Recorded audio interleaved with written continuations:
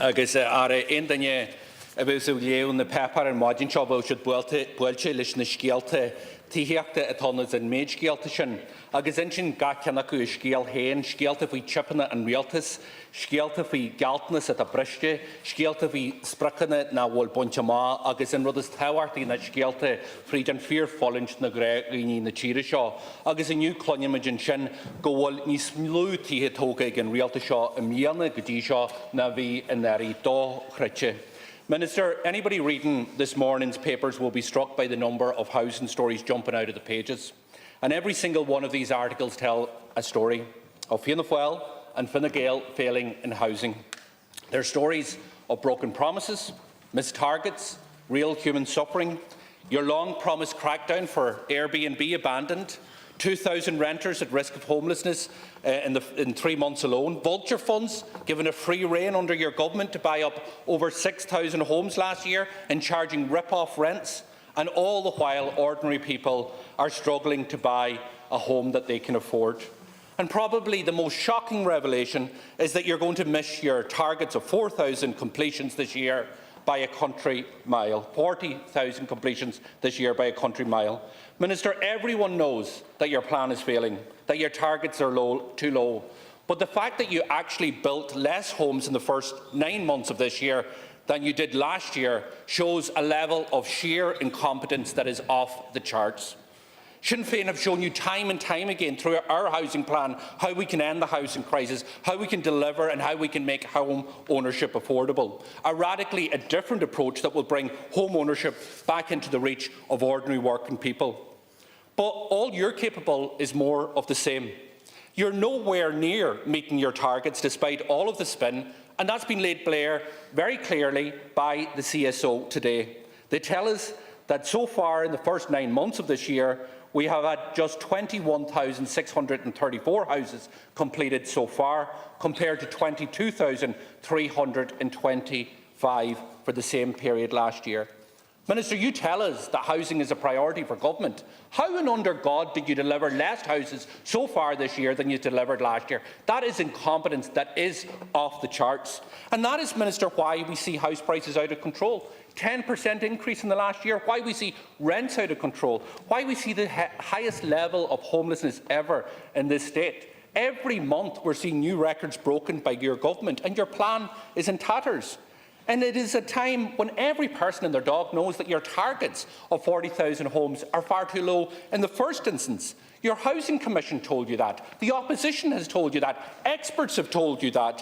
What we needed was a radically different approach. But all this government of Fianna Fáil and Fine Gael are able to give us is more of the same. And what is happening is the situation is spiralling out of control. And that's why we see so many young people, where home ownership for that group has collapsed, so many of them deciding to emigrate because they can't see a future here under Fianna Fáil and Fine Gael. And in the dying days of this government, Fianna Fáil and Fine Gael still can't tell us what the new targets are going to be, never mind how they're going to deliver them. So I have a very simple question for you, Minister. Do you accept that there is no chance, despite all of your spin, all of your huffing and puffing, that your target of 40,000 completions this year is simply not deliverable? Or are you going to continue with the delusion that your plan is working, despite all of the evidence to the contrary? Thank you, Deputy Doherty. Minister, please. Gurmagat Ceann Comhairle Inish an Iarna, ní an téim leat a theachta Doherty tá sibh sé gcuine gachrod. Gach phlean a chur an rialtas síos os cór an pobl, tá sibh sé I gcuine únraachtaí tá sé sin solar. An deontas na daoine atá géirí a tí a hain ag chead an céadúir, tá sibh sé I gcuine sin, tá sibh sé I gcuine títheach ar price resúnta, cías agus ceannacht, tá sé sin solar freisin. So nílam cinse ein rud atá sibh sé ar son, but táim fear cinse na rudí atá sibh sé I gcuine. Tá airflean tíhéachta de cach ag obair. Tá cursaí tíhéachta ag dul chun cían inis, tá sé sin solar freisin. Do phlean, ní abrágta phlean, and táim cinnta faoi sin freisin. Just to say, Deputy, I'm going to give you the truth on this as well, because you take facts and you'll twist them and you'll turn them to suit your own political narrative. And we've seen that happen in spades, actually, over the last 2 weeks. But I'm not going to conflate those issues. The reality of it is the Q3 completion figures just announced this morning at 11 o'clock are the highest on record. And I know this is going to disappoint you, Deputy, and I'm going to correct some of your figures too. The target this year, actually, under Housing for All is 33,450. And I've said consistently that we're going to exceed that target. And I'm still confidently predicting, and you will be disappointed, and your colleagues in Sinn Féin also, that we will be in the high 30s to early 40,000 this year. We will see record completions in the last quarter of this year. Interestingly as well, I know your housing spokesperson isn't here this morning to see this, but the highest completion levels in any local authority area actually in Q3 were in Clondalkin. And that is even with all of Owen's objections. My ministerial colleagues is here. Well, look, I can give you loads of examples. Your party in this city alone, I didn't interrupt you once, your party, It's not in order, wait now, hold on. It's not in order to accuse a colleague of lying. It's not. And he knows it's not true. It is not in order, and it will not happen here. We are not going to accuse a colleague of lying. Okay. Withdraw that statement, please. I'm asking him to withdraw the statement, and I'm defending what he knows is not true. So let me say this here. He's deliberately. Resume your seat. You've asked me a question. I'm going to answer it. Withdraw the statement that a colleague has lied. I will put on the record that he is deliberately misleading the Dáil because he cannot defend the fact that you delivered less houses this year than last year. And that's the problem. It's deflection. Deflection. It's okay for you. You might own your own home. I'm talking about people who can't own their own homes. It's okay for you. Stop for a second. Just relax and we'll answer. Just relax for a second. It will disappoint you that we will exceed our targets substantially this year, as we have done in every year of Housing for All. We've delivered actually 125,000 new homes. First-time buyers, right, are over 500 a week now, drawing down their mortgages, using the support this government have brought in, like the Help to Buy grant. And what's the Help to Buy grant again? So people who are watching in, at the moment, €30,000 of the tax that they paid back in their pocket to help with their deposit. Over 50,000 households have claimed that. And you and your housing spokesperson, your party, will abolish that, even though many of your colleagues still put parliamentary questions to me and colleagues asking for us to extend it. The First Home Scheme, the Bridge the Gap Scheme, over 11,000 registrations, about €70,000 of support, €100,000 combined. For first-time buyers, you're against them. So let's just, to get back to it, it is a fact, Deputy, it is a fact that your party in this city and county alone, your members have objected to over 6,000 new homes in Dublin City and County in the last 2 years. Fact. I think for anyone, and particularly a member of your party, and you as Deputy Leader of your party, accusing anyone else in this House of lying after your performance in the last 2 weeks is absolutely galling. So, Minister, the facts speak for themselves. The CSO has cut right through all of your bluster, all of your spin. They have told us not our figures, not what we're presenting, but they have told us in plain facts, in plain English, that this government of Fianna Fáil and Fine Gael have delivered less housing this year, in the first 9 months of this year, than they did for the same 9 months of last year. That is a simple fact. And you tell us that housing is a priority. You tell us, you've told this House over and over again that the housing targets and output would be close to 40,000 units. That is not achievable. I asked you, are you going to continue to live in the delusional state that you expect to deliver something like 19,000 homes in the next 12 weeks? It's not credible. Everybody knows it's not credible. And even if you delivered on those abysmally low targets, it's not enough. We have told you over and over again that these targets have to be increased, yet you won't provide new targets, and we have shown you in our plan, which brings home ownership to an affordable level, how it can be done. And Minister, that is why house prices increased by 10%. That is why we have record rents. That is why you're allowing vulture funds to run amok. 6,200 houses that they built last year in the city, or bought last year in the city of Dublin. So can I ask you the question again? Do you believe in the delusion that you have presented up until now that 40,000 units will be delivered this year, or do you accept that you have delivered less houses so far this year compared to last year? Thank you, Deputy Ich habe Minister. das beg Thema ort, because Dana mid nís món ar sprig an blin show. Tom kinta fuishen. and we will deliver. We will deliver high 30s, early 40,000 this year. And I talk to people who are building. I'm actually out around the 26 counties of the Republic. So all you got to look is Deutsche Bank's report, confidently predicting over 40,000 units this year. Also, Cairn, one of the home builders, again predicting over 40,000 this year. And you should know this, but you probably don't, is that the highest level of delivery last year and the previous years is in the last quarter. So what this government have done is deliver 125,000 new homes since we came into office. Affordable homes for the first time in a generation. And we built more new come on now. Deputy. Come on now. Come on, stop now. Please, See, please. all I'd say to Seriously? you, look, Pierce, That's delusion. can I? Well, Please, I've asked, if you don't. please. The fact of the matter is, Deputy, is that this government have delivered more new social homes last year than we've done in 50 years, and we'll do more this year. We will achieve our social housing new build targets this year. We will exceed our affordable housing targets this year. We've more first-time buyers buying homes than we've had since 2006, with the supports that we've brought in that you get rid of. You're against home ownership. Your party is against Home it. ownership has Your collapsed plan- under your government. Your plan It's should be ridiculous. called a home Thank you'll you, never own, Minister. because what are you replacing with? That you're gonna 100,000 ask- people you're under the gonna age of ask people- 40 you're don't gonna own their ask home people- anymore excuse compared me, to when Deputy, Fine Gael came into you're going government. to ask people to buy a property Thank you, Minister. on The time land is that up. they don't even own. For You're going to tell them who they 250,000. can sell it to, how much they can sell it to, where they're going to live. What planet are you living on, Deputy? Now, Yes, houses. please, Unbelievable. Deputy Vanna Bacik, Leader of the Labour Party, please. Market Can Corla. Minister O'Brien, I want to return to the issue of housing. It is the single biggest issue that we all hear about every day across every constituency and every community. And it's at the root of so many problems that are holding back our country and our people. And I know you and your government colleagues are well aware of this. The exodus of nurses, midwives and doctors from our shores, which was one of the issues we debated in a Labour private member's motion yesterday. Teacher shortages, seeing half of our schools understaffed this year, which I raised with the Taoiseach yesterday. And of course the misery of homelessness, people evicted onto our streets, rising numbers of people, of families and children in emergency accommodation. All of this due to the housing crisis. Threshold reporting today that there's been a 17.5% increase in the number of households seeking their assistance compared with last year. Minister, you're in office more than 4 years. Your Housing for All plan has been in place for 3. But by any objective standard, and just looking at this calmly and rationally without trading insults across the floor, the plan has failed. Rents are up, evictions are up, house prices are up, and most worryingly, the number of people in homelessness is up.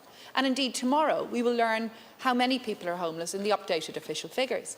So, Minister, here's how you should have spent these past 4 years and could have.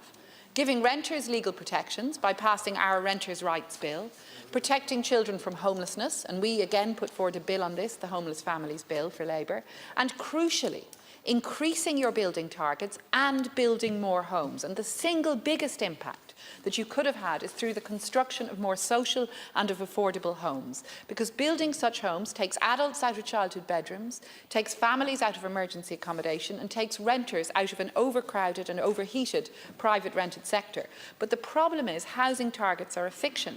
Last year we put it up to you that at least 50,000 new builds would be needed each year to meet demand. Some of your colleagues scoffed at that at the time, but you have now admitted that Housing for All targets are too low to meet the real level of need. The Taoiseach has admitted this, the Taoiseach has admitted it, his predecessor, Deputy Varadkar, has admitted it. And despite the fact that you consistently fall short of your own inadequate social and affordable targets specifically, you continue to boast about exceeding overall objectives. Now, you did it on Tuesday during Housing Oral Questions, and just now, you made reference to the Q3 figures for output, and you say that completions are likely to be in the late 30s and early 40,000 units this year. Now, that's welcome. Obviously, we welcome that. We welcome any increase in delivery of housing, and everyone in opposition and everyone in government should do that. But we also have to acknowledge, as you have to, that that's still not enough, that the level of need is far greater. And again, every objective body from the CSO to housing and construction experts are telling us this. So it's ridiculous to self-congratulate or to be congratulatory on meeting targets when the dogs on the street know the targets are too low. You know, and I've been asking you for years when you're going to increase the targets. Others have too. Each time you say revised targets are on the way. We're now towards the end of October. Minister, can you say if the revised building targets will be out in the next 2 weeks, or are we going to have to wait until the next Dáil term for these? Thank you, Deputy Batchett. And housing remains the #1 issue. It's a societal issue for this state, unquestionably. There's no self-congratulatory tone from the government side. I was very honest with people when I had the honour of being made Housing Minister in 2020, that we were, as a government came in, we brought in a new housing plan, and we are dealing with a lot of unmet demand, a 10-year period where, for many reasons, not enough homes were being built to meet that demand. And there is still a legacy of that. All I simply state here today is the facts. The facts are that since this government came into office, we've delivered 125,000 new homes. And that is a very significant amount. And yes, we will do more. We will add to that significantly in the last quarter, to the disappointment of some opposite. But to get back to your specific points, if I look at the social housing targets for this year, new build social housing and social housing across the board, we will attain our social housing target this year. And just to remind the House, last year we actually delivered just short of 12,000 new social homes across all delivery mechanisms. When we came into government, there were no affordable homes being delivered in 2020, none. We went from 0 to 1,757 the first year, 4,011 last year. Our target this year is 6,400, and I can tell you here on the floor of the House that we will exceed that target this year, which again is very significant. But to take your point and take it in the constructive way in which you've raised it, of course we need to do more. But we've shown how we can scale up delivery. This government, when it came into office, 20,000 homes were being built in 2020. This year, even though Deputy Doherty will be very disappointed with this, we'll deliver close to 40,000, nearly doubling in output. Do we need to scale that up further? Absolutely we do. Threshold, and I listened to our Chief Executive, John Mark, this morning on radio, who's someone I hold in high regard, was very complimentary in relation to the tenant in situ scheme and how that works. Last year, we set a target of 1,500. We just changed tack last year to protect tenancies. We actually bought over 1,800 homes, ended unsecure HAP tenancies and converted them into social housing tenancies and added to our social housing stock. We're going to exceed our target this year of 1,500 that we've set as well. And that has been a very important preventative measure. And in the period this government has been in office, separate to that, if we talk about unsecure HAP tenancies, actually 14,000 housing assistance payment tenancies have been converted and transferred into new social homes. Because the Simon community, Focus Ireland, Threshold all recognise, unlike some, the progress that is being made, and the fact that we have more social housing stock now, that we have more options for our people. The #1 issue remains, Deputy Batchett, and I agree with you on this, is those who don't have a home at all, those who are in emergency accommodation. What leads me to be optimistic there, in the end of Q2, this year in Q2 alone, we exited 630 families out of emergency accommodation into permanent secure homes. And people are spending less time in emergency accommodation. Now, the numbers still rise, and I'm acutely aware behind those numbers are people, our families and our kids. I know that. It's the first thing I think about every single day when I wake up. That's what drives us in this government to deliver more social homes, because supply is the answer. Thank you, Minister. Deputy Batchett. Well, thank you, Minister, but with respect, you haven't answered the question about when the revised housing targets will be published. And I know you refer to the legacy shortfall. We acknowledge that. I think everyone recognises that.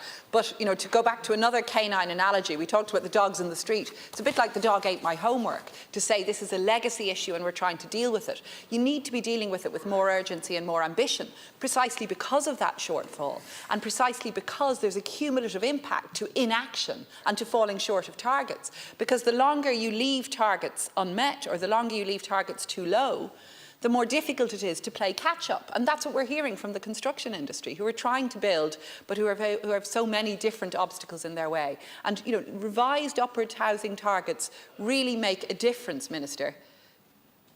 They make a difference by setting out the level of ambition and of urgency that you need. Now, you've spoken about emergency accommodation and people moving out of that. The problem is so many families moving into it, just as you're moving people out.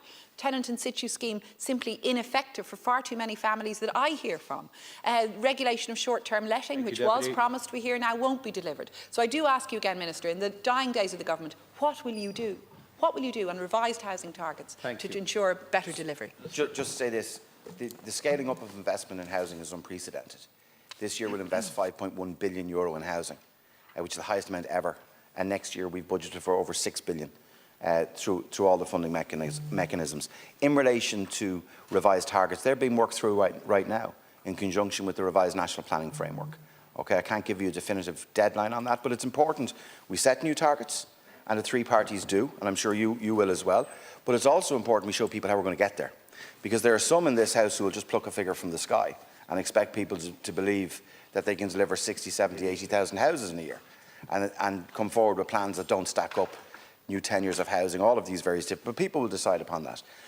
We've always been very deliberate in our approach to setting targets, showing how they'll be attained. One particular tool in our armoury to do that is the reform of our planning system. That's why we work so hard to bring forward the Planning and Development Bill, which the President has signed into law, which is the single biggest reform of our planning system in over a quarter of a century, that not all parties here supported, which will bring clarity, consistency and certainty to our planning system, which we need to underpin the increased delivery that this state needs. Now, on behalf of the regional group, Deputy Dennis Naughton, please. Ceann Comhairle. Minister, last week at Cancer Trials Ireland event, patient advocate Patrick Kivlahan spoke out about how participating in a clinical trial probably saved his life. He highlighted that delays in opening clinical trials to Irish patients could be a matter of life or death. I want to acknowledge that access to clinical trials is a government priority. The current National Cancer Strategy aims for 6% of cancer patients to participate in clinical trials. Sadly, we're far short of this target, with only 1.5% of patients on interventional trials, a decrease from 2019. One of the most significant barriers to patient access to these potentially life-saving trials is not money or staff, but red tape in the form of GDPR, the General Data Protection Regulation. The root cause of the problem lies in the application of GDPR in Ireland. Instead of protecting the public interest, it is costing patient lives. As Senior Counsel Paul Legan pointed out, our health system should be more concerned with making people well than in conforming to a uniquely Irish overinterpretation of the GDPR. The Irish Cancer Society recently highlighted this issue, pointing out that Denmark has 3 times as many clinical trials open to patients as Ireland. Industry figures showed that of the 3,500 industry-sponsored clinical trials started in the first 6 months of 2024 across Europe, only 11 included Ireland. Less than 1% of industry trials opened in Europe this year, despite Ireland being a global hub for pharmaceutical development and manufacture. To address this problem, we need to revise Ireland's data protection regulations on health research, as outlined by Cancer Trials Ireland in their recent position paper on GDPR. We also need uniform national guidelines for all hospitals regarding the interpretation of data protection in clinical trials, removing any set-up delays or document duplications. Minister, will the government commit to promptly delivering on such reforms? Finally, while the Shared Ireland Fund set up by the Taoiseach has supported key cancer research projects, it should be enhanced to fund actual clinical trial activity, allowing patients to access trials in cancer units immediately. Cancer Trials Ireland, in partnership with key stakeholders, has developed a proposal to run an all-island genomics trial with cross-border referral pathways, aiming to implement precision cancer treatment on this island, saving lives and reducing health service costs. Will the government commit to such an initiative? Thank you, Deputy Naughton. Minister. Well, thank you, Deputy Naughton, for your questions and the points that you've raised in this very important issue. And I know that you've been strong and continue to be a strong advocate for the expansion of clinical trials and expansion of access to them. The Minister for Health has been very clear that he wants to double the number of clinical trials taking place in Ireland, and I know you've made reference to that. Patients involved in clinical trials, as you have said, can receive cutting-edge therapies, often years before they're widely available, and some patients can experience much better outcomes if the experimental treatment proves positive and proves effective. They can be empowering for patients, and they do, of course, make a really vital contribution to medical knowledge and the development of new drugs and devices. In line with the programme for government, the Department of Health has made a commitment to expanding clinical trials here in Ireland. I think you've made a fair point in comparing Denmark and Ireland in relation to the scale, and we need to scale that up further and scale up our ambition. The commitment, though, that we've made and the Department of Health has made under the programme for government is embedded strategically across key policy initiatives, including the National Cancer Strategy, the National Strategy for Accelerating Genetics and Genomics, and Impact 2030, Ireland's Research and Innovation Strategy. The positive impact of research activity, including clinical trials, on the care of patients is universally accepted, and research supports the recruitment, the retention, motivation of clinical staff who will drive the development of quality services. I think, to be fair, significant progress has been achieved in recent years, but challenges do remain, and the government is determined to build on the progress to date, ensuring we have the best-in-class clinical trials landscape here in Ireland that delivers better patient outcomes.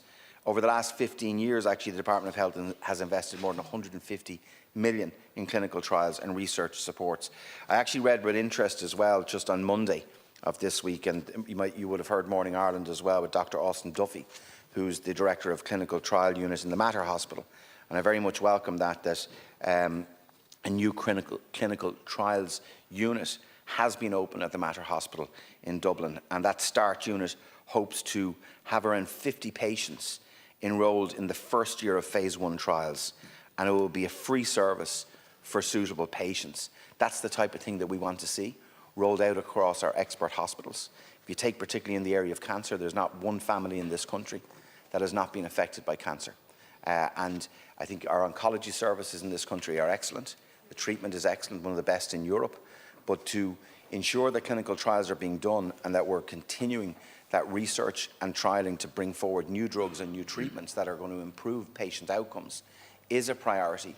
I agree with you on this, Deputy. It does need to be scaled up. We need to scale up not just the ambition is there, but the delivery in that space. Because when you compare us to some other countries as well, we have ground to make up. But I'm delighted, just using that example of the Mater, to see that clinical trial in place, which will be significant in itself. Deputy Naughton. Minister, in what is my last ever intervention during Leaders' Questions, I want to go back to this issue of genomics and cancer. Today, there are 2,435 people on the waiting list at St James's Hospital for hereditary cancer tests, including breast cancer. Some of these patients are mothers of young families waiting over 18 months to access a potentially life-saving test. Cancer genetic counselling is essential to access these tests. However, there are only 6 counsellors at St James's, and we fall short of the 20 needed to meet the international standards per capita. The demand, Minister, for these services is increasing. We must act now to develop a comprehensive genomic strategy, establish a single national laboratory, and ensure timely access to diagnostic services. These steps can save many, many lives, Minister. Thank you, Deputy Naughton. Deputy, I agree with you. And could I, as you've mentioned, it being your last contribution to Leaders' Questions, commend you on your years of service here in this House since 1997 and winning that by-election. I've always found you to be, whether you were in government or indeed in opposition as you are now, to be an excellent colleague, someone who's very constructive and who has the well-being of your constituents and indeed your constituents first and foremost at heart, but also in relation to the matters that you have driven yourself, no less so than this. And I know you'll know from us as colleagues as well here that we're all thinking of you over the last week or so, and that you're and just to wish you all the very best and your family in the coming period, Dennis. Could I just say, Count Corla, I think Deputy Naughton has put forward very clearly how we can actually scale up the implementation of that ambition. We have some of the very best people, very best clinicians, very best researchers. Ireland is, in many areas, at the cutting edge of research. The clinical trial piece really helps to extend that further. And we do have, in July of this year, Minister Donnelly has established a National Clinical Trials Oversight Group, which is developing recommendations on increasing the number of trials taking place in Ireland and improving access to patients to participate in clinical trials. Now, those recommendations will be important, and just to give you, I am told by the Minister and by the Department of Health that the interim recommendations are imminent, and I think all of us can agree how important an area this is, and it will be for all of us to ensure that the interim recommendations are implemented and moved on as expeditiously as possible. Just before calling Deputy Carol Nolan, can I join Deputy Naughton with the Minister in acknowledging the enormous contribution that you have made during your long years of service here, and extend, I know, the respect of all of the members and the sympathy of all the members to you and to your family in your recent tragic bereavement. We hope the next phase of your life is going to be as successful as the one you're bringing to an end when this election is called.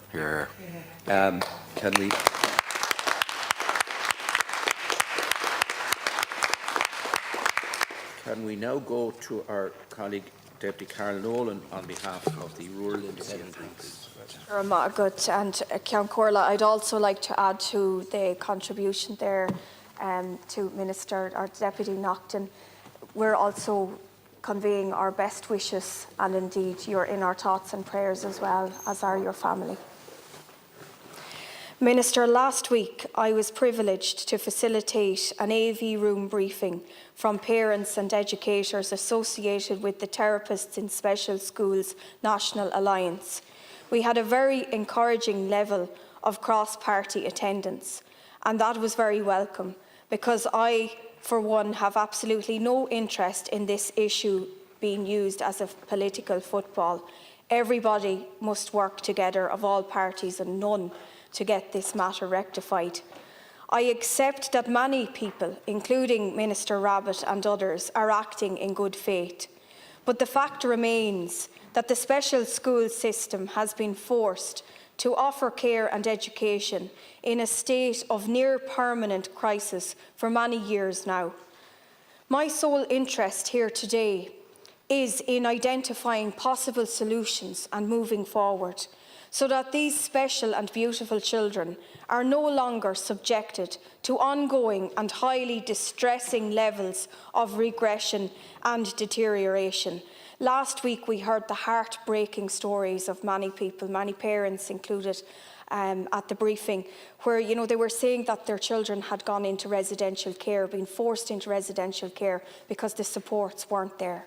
And that is just a national scandal. We have to do better. I'm aware that the HSE Chief Executive, Mr Bernard Gloucester, has written to parents and schools in my own constituency regarding the ongoing work of progressing the Disabilities Roadmap and national policy. I am also aware that a communication was issued to each CHO area in February last, confirming that additional therapy capacity available from other organisations could be commissioned to provide supports to children and families under the governance of the CDNT. This included doing so in respect of provision to children in special schools. This followed on from an initiative in Wexford where the local HSE service used time-related savings from vacant CDNT posts to commission private therapy hours for a specific special school. However, as one parent put it to me, despite this communication from the HSE over 8 months ago, our children are still being left to deteriorate without vital therapeutic supports. And not only this, but essential therapeutic equipment is also lying idle for years because staff have not been trained to use it. Minister, clearly something is very broken with this whole system. And we do need to look at, in terms of solutions, we know that the Regional Executive Officer for Ireland South made the decision to fund the private sector, and the right decision, to fund the private sector in St Killian's Special School in Cork for one term. This has to be done, and other REOs need to be able to make that same decision so that they can help the special schools. Thank you, Deputy. Gareth Margaret. Minister. Thank you, Deputy, for raising this really important issue, and you correctly state that this is one that transcends, politics, and all of us want to see the very best of education for all our children, but in particular that the supports are in place for those kids with additional needs and with special needs. And you know, we have made significant strides in that period, and I'm going to come directly to your question as well, but I just want to put it in context. I remember when I came into this Dáil first in 2007, the level of special schools back then, the level of special needs assistants, the level of therapists, all of that, like, we've moved on substantially, but we have a growing population, and thankfully we have a better diagnosis as well and early identification of special needs for kids. So more supports are needed. But if I look at what has been done in education itself and how that needs to be complemented by health, more than a quarter of the entire education budget is being spent on special education, and rightly so. There are now over 28,000 children being supported in special schools and classes. Since 2020, almost 1,700 new special classes in mainstream schools, 11 new special schools, 7,600 more special education teachers. And Budget 2025, which we've just passed, will add a further 768 special education teachers, more than 4,000 special needs assistants since 2020. And again, Budget 2025 will fund a further 1,600 special needs assistants, bringing the nationwide total to 23,000. So, you know, under Budget 2025, nearly €2.9 billion has been allocated to provide additional teaching and care supports for children with special needs. But I'm going to agree with you on this, Deputy. All of us have cases and families coming to us in our own constituencies, that particularly in the area of early diagnosis and providing the additional supports that have been very difficult for parents and very difficult for kids. And we've made a lot of progress, but there's still more to be done. And I know that you know, we've looked at providing additional therapists. 85 people have been recruited in these additional posts already. We went further in August with the government decision to introduce that pilot programme that you referred to, where therapists will provide therapy supports to children in special schools. That was piloted across 16 schools in Cork and Dublin. The first 6 have been identified. But unfortunately, there has been some delay in getting therapists on site, and there's been some IR issues there, which I really, really hope will be surmounted. And agreement could not be found with regard to the redeployment of any current CDNT staff member to the pilot, and that's regrettable. Undoubtedly progress has been made, but I agree with you on this, Deputy Nolan. There really needs a sharp focus on this, and I would ask all of the stakeholders. So if you look at the pilot programme and the difficulty we've had in redeployment for industrial relations issues, like, really people should put the care of the kids first, and we can work out any other issues after that. But I can assure you that it's an area that I think all of us as TDs fully understand, because I'm dealing with parents and kids in my area that have really good outcomes, excellent special schools, excellent SNAs. I want to thank them for the work they've done. But there are other families that are waiting far too long to get the support that they need. Deputy Nolan. Minister, I thank you for your reply, and certainly, yes, everybody needs to work together, but it is an emergency situation here.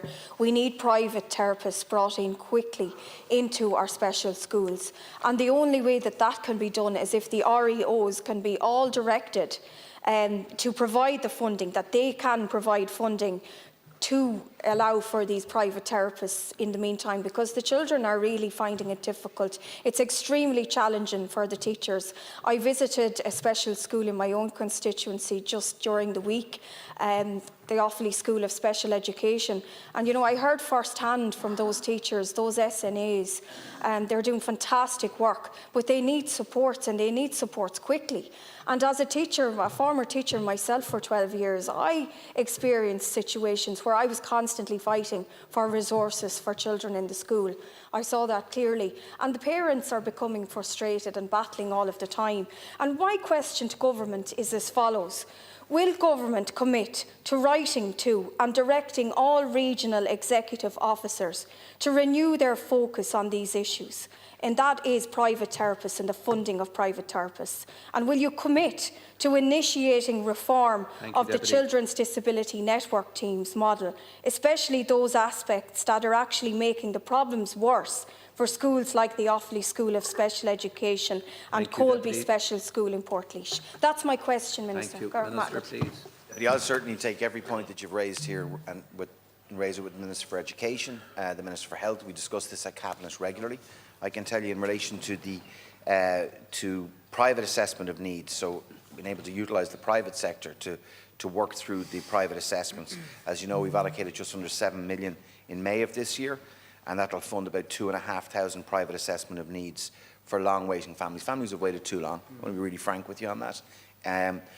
Your question in relation to getting a commitment that all the regional leads would be written to again, I agree with you. That should happen. But let's be clear, that should be happening anyway. I want to be really clear on that. That should be happening now anyway. And I would ask all of those people who do magnificent work. I was in Portmarnock in my own area 2 weeks ago, met a number of SNAs there, and the work that they do is incredible, but the pressure they're under too. They need the support that's there. We have the resource to do. We've upped the resources. I'm not going to go through all the figures with you again, okay? Because we have to recognise that where something isn't working as it should, that needs to be said too. Thank you, Minister. Lots of kids are being helped. More need to be.